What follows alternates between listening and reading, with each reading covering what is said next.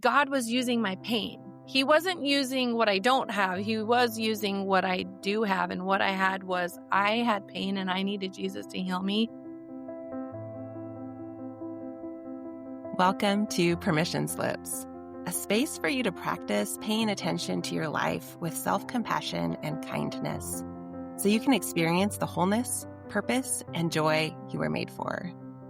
I'm Jillian DeBritz, a life and leadership coach and a recovering perfectionist, learning alongside you how to give myself permission to be human. I am so glad you're here with me today for my first conversation back from a summer sabbatical. And this guest today, my friend Willow Weston, is just a joy and a delight. I know you're going to love her. So Willow, thank you for joining me on the podcast. Oh my gosh, welcome back from sabbatical. Well, thanks. Thanks. Yeah, I know you took the summer off too. So I'm excited to hear how that time was for you. But before we jump in, I want people to know who you are, Willow. So let me just tell our listeners, Willow is an author, a speaker, podcast host, a conference curator, and the founder and director of Collide, which is a nonprofit ministry based in the Pacific Northwest with a national reach impacting thousands of women. She has been in ministry for 25 years and loves bringing passion, truth, and story into every room she walks into. And I have seen that firsthand, Willow. It's very true.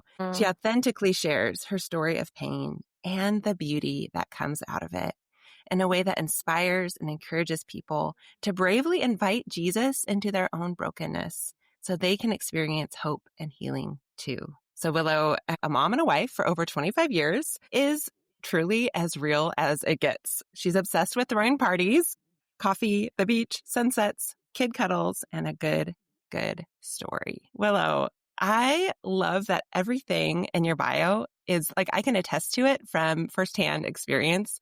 You're a real good time and you are as real as it gets. You're sweet. You're super sweet. I mean, hey, I need to probably get some more real stuff in there. Like I fart and I'm a total nerd and I won spelling bees as a kid and I still want to host spelling bee. I mean, like, Oh my gosh. It's so funny when you hear people read your professional bio or something because you're like, Totally. let me show you pictures of what my closet looks like right now. Totally. And let me tell you about how I messed up as a parent last week, Right. Which honestly, we need that, right? And that's what I love about you, honestly, is that you give women, especially, permission to be authentic and real because we can't relate to perfect. We can't. Like all of us, we're just people. And you are a real, authentic, vulnerable, beautiful woman who from the outside, people would look at you and think, oh my goodness, Willow has it together. She's got the look. She's leading this ministry. She's writing a book, which we'll talk about. But I appreciate that you don't allow any of those external descriptors to be how people experience you. You want people to know the real you with all of your brokenness and your authenticity and your struggles and the ways that Jesus has intersected with you, collided with you, and changed everything. So thanks for being that kind of leader. Well, thanks for making space to invite people to be where they're at and to have grace and compassion for themselves. Yeah. I love this whole idea that you're doing with permission slips. So thank you. Good job, Jillian. Okay, so I have to give you credit, Willow, because you started it in ways that I don't think you realize. A little backstory, how I first met Willow. Well, I don't even know if you know this. So I first heard about Collide, which is the ministry that Willow started, through my cousin-in-law, Corey's. We call him his brother. He's like a brother, but he's his cousin who lives where you do in Bellingham. Are we talking about Fred here? We're talking about Fred, yes. Crazy Fred. Love that kid. Fred. He was on the board, right, of Collide when you first started? Back in the day, the advisory board.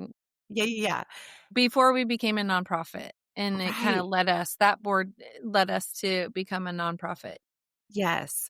Well, he had told me about this cool thing happening in Bellingham called Collide and this amazing woman named Willow who had this vision that I was like, who is this person? I want to know her. And he handed me a Bible study, the first Bible study, I think that you had put out, called Yes, You. And I was in a season where I had forgotten who I was. I was so disoriented and wrestling with depression and like, what in the world is there for me? Lord, what do you have for me? Do I have a purpose beyond just surviving? And I did that Bible study, and it was exactly what I needed. Uh, And I remember feeling so encouraged that I'm allowed to bring my fish and my loaves, and that God's going to multiply whatever I have to give in a purpose that's more beautiful than I can imagine for myself. But as I started to learn more about Collide and about you and your ministry, over and over, I thought, I want to start something like that. We need something like that in Ellensburg. There needs to be more uh, organizations like Collide. So I'm wondering, will you just give us like a story, like the backstory of what Collide is and kind of how you became what you are as an organization at this point? yeah, well, it's interesting because you're talking about doing the Yes You Bible study. And one of my favorite parts of that study, I was writing and looking at, Jesus is on a hillside, he's teaching, and 5,000 hangry humans show up, and his disciples are like, oh my gosh, how are we going to feed them? And God uses, as we all know, the little boy and his little lunch. And one of my favorite things about studying that passage was that God uses what we have, not Yeah. what we don't. And I Yeah. think we spend a lot of time hoping, and even when I think about people listening, we spend a lot of time thinking, well, if I could just get more of an education or be cooler or be younger or be older or be like her, I need to be like Jenny and more like Christy and have Sheila's body and Deborah's mind. And you know what I mean? Like we spend so much Mhm. time thinking we have to be something we aren't, and God uses what we have. Yeah. And before Collide started, honestly, like what I had was pain, and I wasn't looking to start a ministry at all. I write about this in the book that I'm releasing this year, but my mom knocked on my door one day, and I hadn't lived with my mom since I was 15 years old. And here I'm 30 something. And I just had a baby and my second kid, and she wants to roll into town and be super grandma. And I went and looked to see who was at the door, and I saw her, and just all of my childhood pain and trauma and the abandonment I experienced and all the baggage that I felt towards this woman who ended up getting rid of me when I was 15 sent me into this place where I grabbed my daughter Bella. I ran upstairs and hid in a closet. And I had this experience with God that was so real in a way that I really needed it. I mean, I felt like he opened up the closet door and he came in and he said, Willow, I've done a lot of healing in your life, but there's obviously more that needs to be done, and you need to step outside this closet and you need to get help, or you're going to hurt your daughter. So that led me into a Christian counseling office within a week or two after that. And, I made jokes to the counselor on why I was in there. I was playing hide and seek with my baby. And basically she just hears a little bit of the story of me and my mom and tells me that I need to only spend 30 minutes a week with her. And I had this experience where I felt like the counselor, like the Spirit of God came in the room, and I just yelled at this counselor and I was like, no. And I Mm. started crying almost like for humanity, for myself, for you, for all of us. And I was just like, all the stuff started coming out. And I was like, no, like I was born into wounds. Like I collided with my mother's wounds. She didn't get healing from Jesus for her wounds, and she wounded me. And now I might wound my baby. And I need to get healing so I can bring my mom healing, not hurt her even more with my pain. And so I just had this cry for healing. And I was like, when I look at Jesus, he collides with wounded people in the New Testament. He leaves them more whole than broken. And that's what I want to do with my life. And anyways, it's a long story. And I give the lady her $85. I walk out and the Lord says, you're going to do something with those two words, wounded collision. And I wasn't looking to do something. I wasn't looking to start a ministry. And long story short, within a week or two of that, I ended up having one girl ask me to mentor her, and she brought 25 friends. And a Bible study started in my living room in this place of pain. And God was using my pain. He wasn't using what I don't have. He was using what I do have. And what I had was I had pain and I needed Jesus to heal me.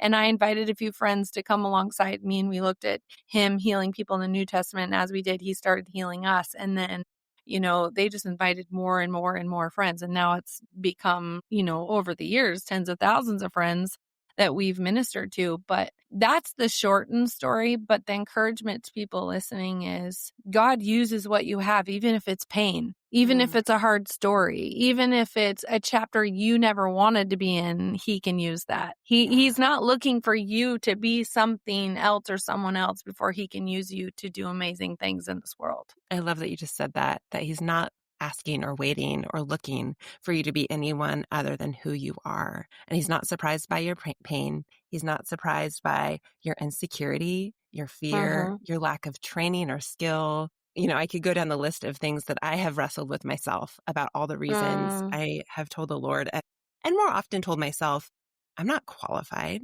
I'm not qualified to lead. I'm not mhm. qualified to step out and do the things that I believe God has given me a vision to do in the world. I talk myself out of those things all of the time. So I wonder, I love that you are pointing that out. Like all he needs is what we have. Mhm. What would you say to the person who is aware, like believes that, but is also kind of overwhelmed by our own fear, our own insecurity, our own awareness of our lack? Like, how do you work through that kind of wrestling with our own need for God to show up in ways that only he can to use us in the world? I mean, one of the things that helped me to believe that God could use me, and I think we all get the opportunity to wake up every day and believe, and I do believe this every day when I leave my house and I drive to work. I believe God can use my life to make a difference in other people's lives. And I think you have to start with believing that, because if you don't believe it, then you're not going to be looking for opportunities to be used by God. Mm. But part of why I could believe that, even when I was a mess and I was hiding in a closet and I needed counseling. Part of the reason why I could believe that God could use me with those 25 girls and then whoever else he invited along the way was, if you look in scripture at who God uses, when God picks a team. I remember when we were kids, right? And we'd line up on two sides of the playground and we'd pick kickball teams, and the Mhm. captains would come out and it'd always be the cool kids, the athletes or whatever, the best athletes, and they got to pick teams. And no one wanted to be picked last. Right. Jesus literally picks teams that none of us would pick. Like, if you look at his disciples, you would not pick these people. Like, Right. of all the people, he's picking the people that everyone would pick last. Like who's the most unathletic, like wimpy kid who doesn't even know the rules of the game? I want Totally. him on my team. You know what I mean? He uses absolute nitwits. So I think one of the things that always encourages me is that, God promises his power is made perfect in our weakness. That he Mm. actually, like, that's when he most shows up, is when Yeah. he goes, you know what? People are going to know that I am real and I am powerful, and that this was me and my doing, because this person on their own is an absolute fool. You know what I Yeah. mean? So that always encourages me when, I have a friend, and this might be inappropriate for your listeners, so you can dub this out if you want. But I have a friend who always says, your next book should be called, what does she say? Your next book should be called bushes and asses, because I always say to myself when I have to go preach, God spoke through a bush. God spoke through a donkey. God can speak Mhm. through me. I mean, if you Mhm. really look at who God uses and how he uses them, he can use us. He can Yeah. use our failures. He can use our insecurities. He can use our parenting mistakes. He can use all of it. We just have Yeah. to believe that he can. And that's where we have to start. Yeah. Oh, I love that reminder. Well, it's that permission to be, again, permission to be human, but to be honest about our insecurities. We don't have to hide those things. One, he's not surprised. And two, that actually is what qualifies us, is the fact that we aren't qualified, that we actually need the God who made us to step in and do what only he can do. And you Mhm. were talking about that verse from, what is it, 2 Corinthians 4:9, somewhere in there, around like, yeah, it's your weakness, it's our weakness where Christ's power is made perfect. And Paul even says, I'll boast all the more gladly about my weakness, so that his power may rest on me, may be made perfect in me. When I'm weak, then I'm Mhm. strong. And so it reminds me that, okay, the fact that I'm shaking in my boots means that I'm right where I'm supposed to be, because now God is going to do what only he can do in my life. And it's not going to be me depending on my own strength, but his, Mhm. which is Absolutely. quite uncomfortable. Honestly, I don't love that. I don't love that I have to be weak. I would rather be strong and confident, but most of the time I'm not. And so that choice to believe too, I love that you said that if we don't believe that God can use us, then we're not going to expect him to. We're not going to be looking for opportunities to be used. Mhm. So how did you discern for yourself, like as you were on this journey to walk forward with this Bible study with these 25 girls that grew and grew and grew? How did you know that it was time to take another step into leadership and another step into leadership? Like, what did that look like for you? Yeah, I mean, I think a lot of people think, oh, if I want to do something awesome or amazing or be used in big ways, they start with kind of like the end picture. You know what I Hmm. mean? Like, I meet a lot of young people and they start with like they're on the stage with a mic. I just talked to someone at dinner yesterday who was like telling me how she knows this guy who decides all of a sudden he's going to start a painting company. He's never owned a painting company. He doesn't have any painting jobs. And he starts by buying a brand new van and putting like a business logo on the side. Bold Anyways, move. apparently someone crashed his vehicle and all this stuff. Long story short, I think a lot of times we start with where we want to arrive. And really what we need to do is be faithful with little and God will give us more. And so start with a paint job. Don't start with a fancy van and Yeah. a logo on the side. Like I didn't start with a women's ministry and a Mhm. website and a podcast and a staff of 10 and conferences that serve thousands of women, right? Like I Mhm. started with one girl asked me to mentor her and I prayed about it and the Lord said yes and I did it. And then she brought 25 friends and I faithfully met with those 25 girls for years. And then the Lord said, now I want you to go back to the college ministry you left when you got pregnant with your first kiddo. And I want you to finish out the college journey with those 25 girls. And so I did. And when they were all nearing graduation and we live in a very transitory town where people move here to go to the college and then they leave. I prayed because there were 4 staying in this town and they wanted to keep meeting. And I said, Lord, do you want me to keep investing in this small group? And he said, no, like I'm not into us 4 and no more holy Bible studies. Like it's time these women teach the message. And I was like, what? Like I wasn't looking for that. I think part of it is taking things to the Lord and Mm. asking him, is this something you want me to keep doing? He might say no. He might surprise you like he did me and say, actually, I want these 4 girls that are left, right? Talk about a small team.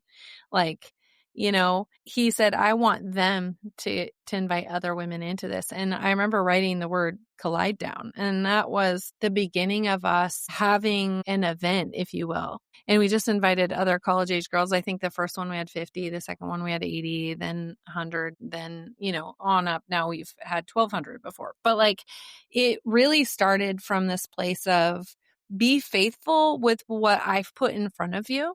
And if I give you more, I give you more.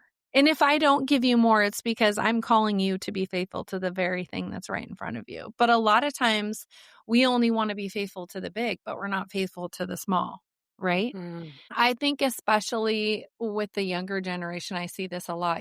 My kids grew up, I remember we gave them a Wii for Christmas. Do you remember the Wii? Like Uh-huh. it was Yep. the first experience of like, and they felt like they were the most amazing tennis players. Then Right. we take them to a tennis court and 5 minutes in, they hate tennis and they're frustrated. It's so much harder in And real it's life. like, yeah, you're not going to start out as like a champion. Right. Like, Wow. That's good. Because we do, and guilty, right? Like we want to be good at the thing we've never done before we learn the hard way, before we build the muscles, before we put the reps in.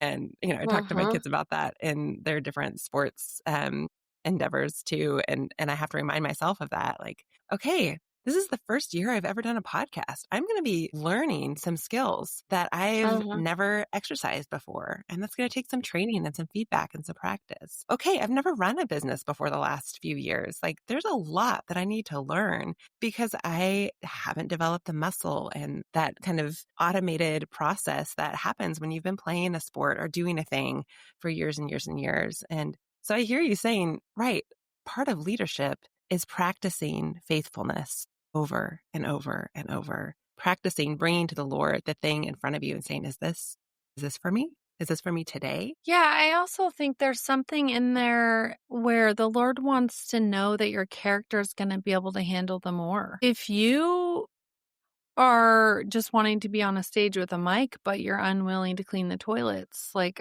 I have a problem with that. I've had women come to me who I literally had a woman meet with me once and she said, I want to be on the main stage. I don't want to be like, we used to do these breakout sessions. So we would have conferences and there's kind of like a main stage, but then there's these smaller breakout sessions. And she's like, I don't want to teach a breakout session. I want to be on the main stage. And I just thought if you're not willing to work in the kitchen or scrub a toilet, you'll never get on the main stage. Like, I Yeah. just think there's this, and it's in every industry. It's not just in ministry. You know, my husband's in real estate. It's like, oh, you want to be a realtor for a large development, but you're not willing to sit open houses. My husband used to sit like in the mall kiosk and talk about real estate when he first started. Like, you just have to be willing to put your time in and whatever the Lord Yeah. is calling you to do. Like, if you can't be faithful with your family, then, you know, in the relationships in your family, then you might not want to be adding all these other opportunities to impact people, right? It's just being faithful with what's right in front of you. And if you can do that, he'll add more to it. What do you think the value is for us of practicing faithfulness in the small things first? Like, what does that do for us? I mean, that's a good question. I think in so many ways, we always want more than we have, and yet we have a hard time taking care of what's right Yeah. in front of us, right? I mean, Mhm. and I'm no different. I mean, I get super out of balance really easy with all my responsibilities and my to-do lists and whatever. You know, start forgetting. I just had this today. I'm like, oh man, like my naturopath has me on 1 jillion supplements and I was doing really good like in the summer. And then I went back to work and I'm like, I need to refill my little pill box so I Right. can take these every 2 hours. Totally. But there's something about slowing down. Like this morning, I was like, I need to slow down and I need to put those supplements in the Monday morning, afternoon, evening, Tuesday morning, afternoon, evening. Because by doing something so simplistic, I am saying to myself, the body that I have matters Mm. and I actually need to take care of it and be Wow. faithful to it. Right. And so there is something where and we do it all the time. It's like, oh, we make social plans. Like we fill our social calendar, but then, you know, there were so many times Rob and I were empty nesters now, but where how many times did we evaluate like how many nights are we home this week with our kids? But we Mhm. just filled our schedule with more and more and more. So we're Yeah. very like more hungry and we neglect what we currently have. Yeah.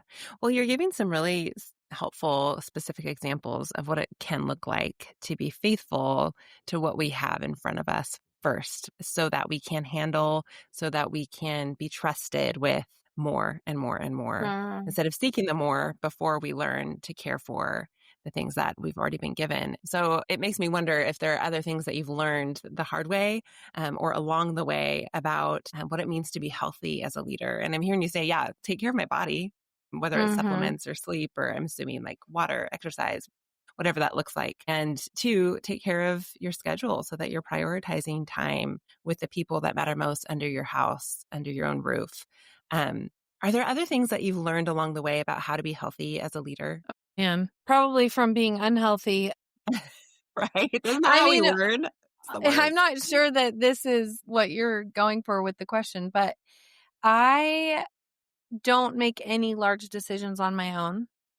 And I Mm, think that gives me more peace. So when I look at scripture, so many proverbs talk about seeking wise counsel in discernment, making decisions. And I have created a board for Collide where I know that I can go to these people who I have set in place when I feel like there's a large opportunity in front of me or there's a large challenge and I can go to them. I'm not going to them for like everyday stuff, but when I have like big things where I'm up at night, I can't sleep, I'm worried, and I can say, "Hey, I need help making decisions on these things." So I know that even if I fail, I didn't fail alone.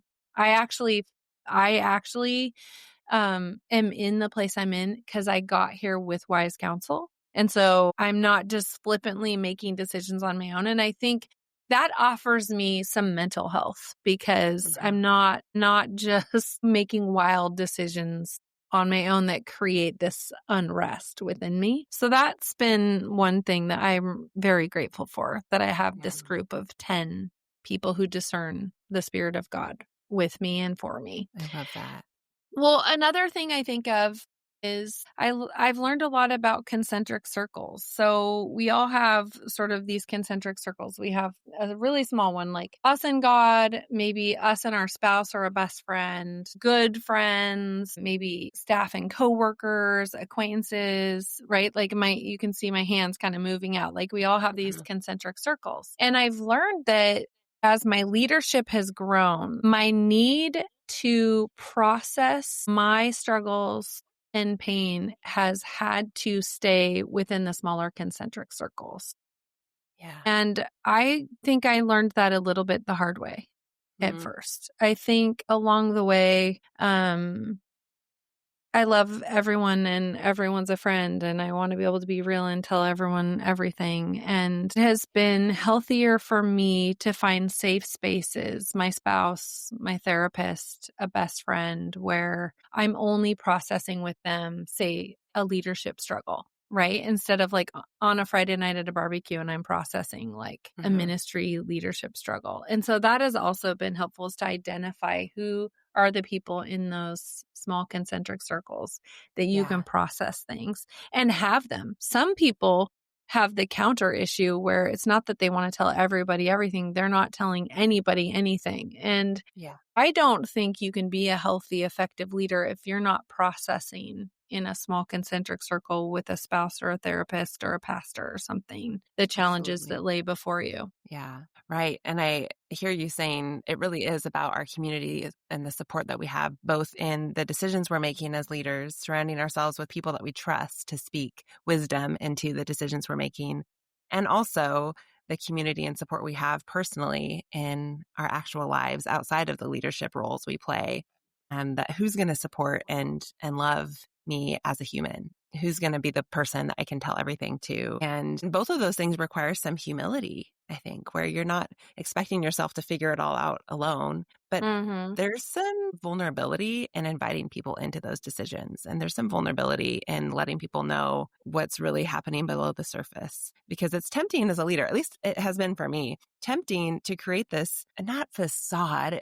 Like, I want to prove that I'm trustworthy as a leader. I want to be competent so that people know that they can trust that I've got what it takes, that I'm going to take care of them, that I have confidence in where we're going or whatever it is. And so it can be really tempting to not let people in to the inner workings. But I'm hearing you say there actually is health in having safe places where we can allow some of that vulnerability to be shared with people who will come alongside us and fight with us and for us. Well, Yeah. absolutely. And I mean, if you look at like the downfall of Yeah. most the Christian leaders we know who've had absolute like double lives or, you know, moral failures or whatever, most of them didn't have authenticity happening in those small concentric circles. Yeah. Yeah. So speaking of authenticity, have you ever, I'm going to guess that the answer here, have you ever had moments or seasons where you want to quit? And if so, how have Uh-huh. you moved through those? I've had way too many days where I want to quit, if I'm being honest.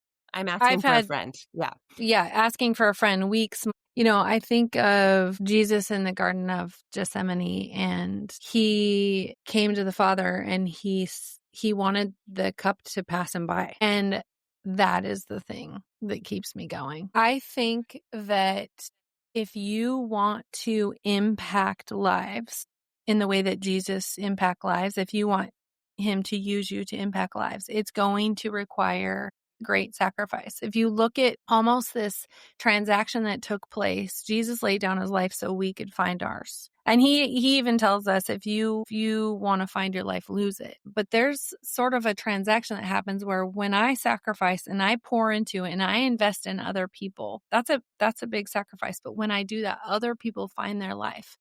That requires a surrender and a submission and a like endurance and a perseverance and a tiredness and weariness sometimes that I absolutely sometimes want to run and just go drink a Mai Tai on a beach or Yeah, like, you totally. know, I Escape.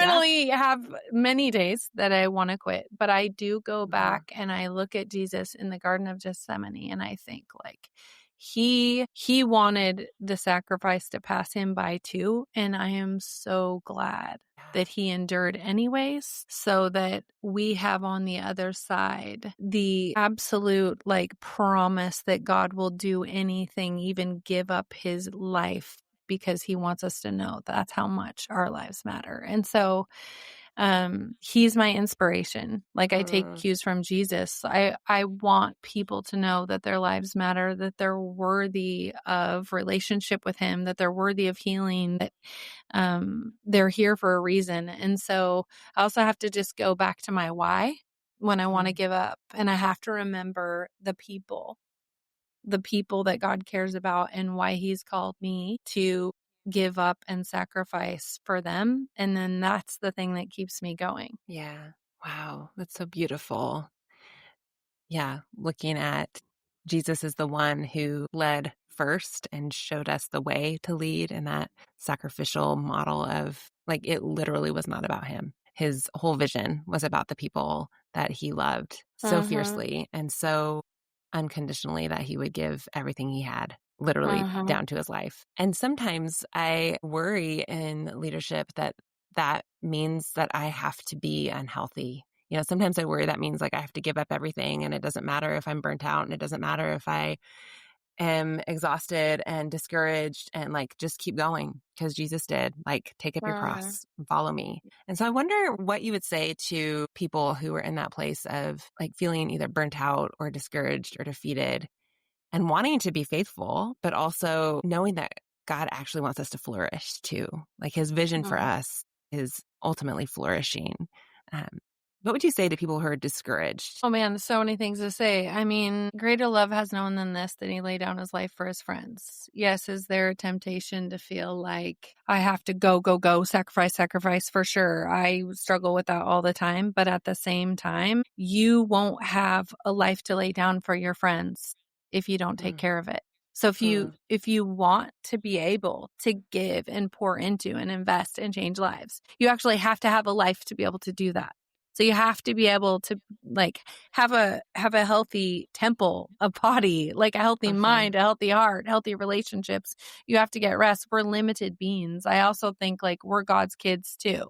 So sometimes I Mm, think we think we're like God's army only. Like I have to do, yeah, do, do, do, do. And I think the Father's like, wait a second. Like, yes, like I want to purpose you to do amazing things. And that's an invitation and it's not a have to, it's an actual get to, yeah, but you're my kid too. And I want you to like pause and recognize you're not me, you're not God. So you get to like set things aside and plop up in my lap and let me hold you and let me whisper in your ear how much I love you. And you get to spend time with me. And I infuse you when you abide in me with everything you need so that you can go out into the world and show my love. But if you run on empty, you're not going to be showing yeah, love. You're going yeah, to be showing weariness, bitterness. I've done it. totally. Like, Same. I've Been done there. it a million times, and really, like, it comes out mostly on my family. So, I don't think it's one or the other. I think Mm, it's both. I think that following Jesus, there is a call to pick up your cross, to sacrifice, to pour out on the service of others. But there is also a very large invitation to abide in God, to come when you're weary and rest in God, to be with God, to come underneath the father heart of God and you're his kid. When those two things can get really balanced, yeah. we might be like our best selves. Totally. Yeah. And I love even the picture in that part of scripture that you're talking about, that Jesus' invitation to remain in his love, to abide in him, that he says there, I'll be the one to produce fruit.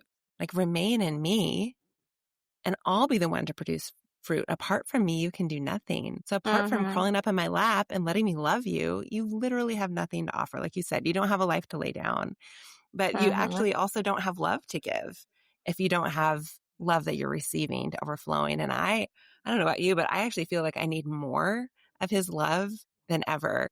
The more I'm leading and pouring out and speaking and writing, like I actually need to spend more time, and not out of obligation, like you said, as a soldier to be dutiful and check that off the list, but because I am needier. The more I'm giving, Mhm. I need my tank to be overflowing with the sense of God's real and undeniable affection for me. And I know Mhm. like you're leading out of your own journey, out of your own story. Like this isn't something you chased after, as you said earlier. This is you being yourself in the world. Willow is inviting other people to collide with Jesus in a way that they wouldn't if you hadn't said yes. And that's so beautiful. And so I Mhm. know that you write about this journey you've been on. You're writing about that in your book that's coming out in March Mhm. 2026. Can you talk about the book and what it is, what it's about, where people can get it? Oh, holy cow. Yeah, I mean, I thought I would write a book way before a ministry started.